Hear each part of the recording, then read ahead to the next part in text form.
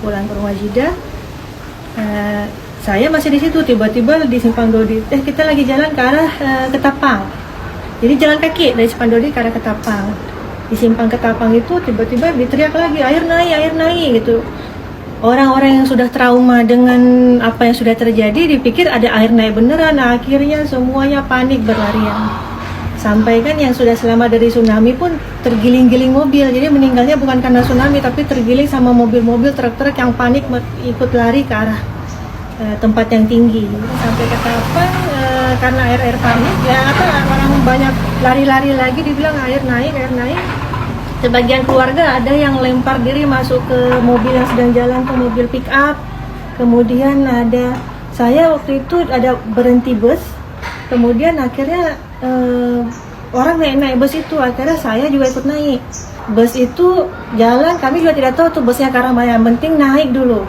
Jadi saking penuhnya saya nggak naik di atas bus, saya tuh bergantung di pintu bus. Di pintu bus itu nggak bisa naik, jadi kita seperti apa Spiderman gitu, saya bergantung pintu bus. Di sini ada sekitar 5 orang di tangan saya, yang saya berusaha tahan supaya mereka tidak jatuh. Jadi saya ini bergantung di sekitar 1 kilometer, saya bergantung di pintu bus dan berusaha kasih masuk orang, karena orang yang di pintu bergantung juga, yang di depan saya ini tidak bisa masuk saking penuhnya. Akhirnya saya dorong ke dalam gitu, akhirnya bisa masuk. Akhirnya saya masuk ke dalam pintu bus. Akhirnya jalan ikut bus, rupanya bus itu mungkin ke arah Medan ya. Akhirnya kita ke arah Janto, masuk akhirnya ke Sare. Kita turun di Sare karena sudah gelap di situ. Di Sare kan ada SPN ya, sekolah polisi. Nah, kita turun di situ. Rupanya di situ pun orang tidak tahu apa yang terjadi di Banda Aceh. Besoknya itu pengalamannya luar biasa ya, naik turun gunung lah. Hari kedua saudara-saudara datang mau mengambil barang-barang. Kita kan sini ada barang berharga. Kemudian Walid kan ada senjata. Walid yang saya ini kan polisi ada senjata, jadi keluarga datang mengambil barang-barang berharga, termasuk mencari senjata itu kemana, karena senjata kan harus diselamatkan ya. Jadi senjatanya alhamdulillah ketemu. Kemudian kita bawa dompet atau barang-barang apa yang masih bisa selamat, kita bawa kembali. Jadi pada saat hari kedua datang ke sini itu airnya masih sama persis seperti waktu kita turun hari itu. Tingginya masih sama. Kondisi jalan masih sama, kondisi mayat juga masih sama. Dalam rumah ini ada berapa mayat yang juga saya sempat syuting dari sini. Ada jenazah. Ada jenazah bapak-bapak, jenazah nabari. Dan saya syuting dari arah sini. Saya zoom, di sini ada jenazah membujur, memanjang begini. Pertama saya dapat gambar kaki. Nah, gambar kaki, kemudian saya tarik ke atas lagi, baru dapat gambar kepala. Jadi itu diantara puing-puing sampah-sampah. Itu air sudah surut. Air sudah surut pun masih airnya di depan rumah itu masih selutut. Ya, di rumah ini ada 4 orang. Satu jenazahnya ketemu, jenazah Walid, saya ini ketemu, itu ketemunya di daerah Ajun. Berarti kira-kira sekitar hampir sekilo dari sini. Kemudian 3 orang lagi hilang, tidak tahu kemana. Ami itu paman ya, Ami 1, Halati 1, sama keponakan 1. Itu hilang.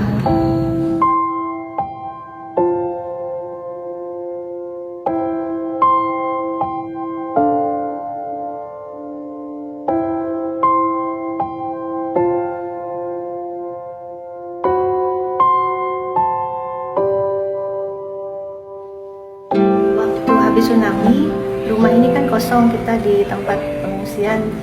Rupanya banyak sekali orang dari seluruh dunia yang datang ke rumah ini untuk menyampaikan simpati, karena mereka melihat video yang saya rekam waktu itu. Karena video rekaman saya alhamdulillah bisa tersiar sampai ke seluruh dunia.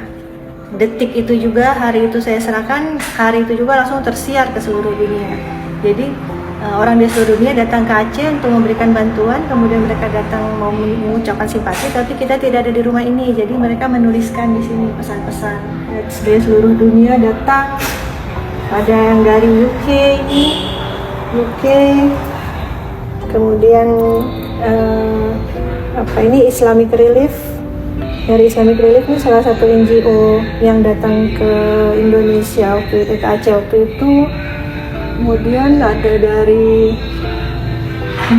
Papua, dari Jakarta, di Kalibata, ada dari tim Care Internasional. Ini tulisan pertama yang ada di tembok ini, tanggal 3 Maret 2005. Ini tulisan pertama yang ada. Ini dari Yaman, ada yang dari Yaman,